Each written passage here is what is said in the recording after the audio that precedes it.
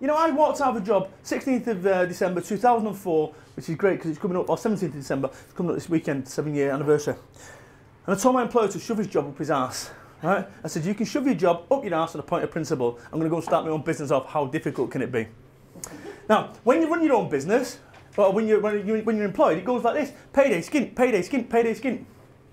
When you're self-employed, it goes like this. Skint, skint, skint, skint, skint, skint. Half payday, mum, can I borrow 100 quid? I've got an invoice coming a week Thursday. Cheers. Right? Nothing prepares you for the reality of self-employment. The fact is, that business plan you've got, it's going to take you 4 times longer than you've got in your business plan. It's easy making money on spreadsheets. I've done it loads of times. Spreadsheet millionaires, right? It's going to take you 4 times longer. See, when I started 4 networking off, it's interesting, I walked out of that job, I come home, and it was a wonderfully liberating experience for those 3 hours whilst I drove home. I've arrived at home going, shit, I'm married. Opened the door, 8.5 stone of common sense stood there. She said, why couldn't you keep your mouth shut for 5 days and get your Christmas pay?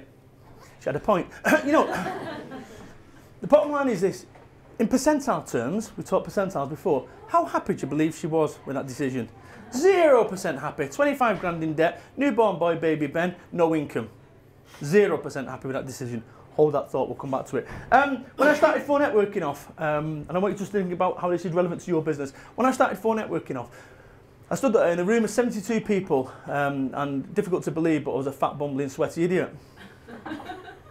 There you go. Took a little bit of an aftershock to get out. But the thing is this, I stood up there and I said, welcome to the future of business networking. And people were laughing in my face, sniggering. Yeah, it's not got the depth nor the breadth of my networking organisation. It didn't have, but it would grow to have that. And the thing is this, you know what people said to me that day? It will never work. It will never work. You know, my daft dream at the time, what I thought I'd have, was 250 groups across the UK. And people laughed at me. We now have nearly 300 groups across the UK, 12 over in Australia, and so forth. What I want you to do with your life and your business is I want you to set yourself 2 goals. I want you to set a normal goal, right? Which is I'm going to double my turnover in the next year or whatever it be. And I want you to set an outrageous goal, the likes of which people go, don't be stupid, don't be daft. Because that's what I did. I set an outrageous goal that people laughed in my face. And you know what? I've surpassed that. So my initial vision, right, was there. The reality is past it. So my daft working class vision, but actually my teacher said to me, I'd never amount to anything. And up until about 6 years ago, honestly, he was probably right. But it's never too late to change direction. So if you think about your business, if it isn't working right now, take some responsibility for that. Do not blame the Eurozone. Do not blame the economic climate.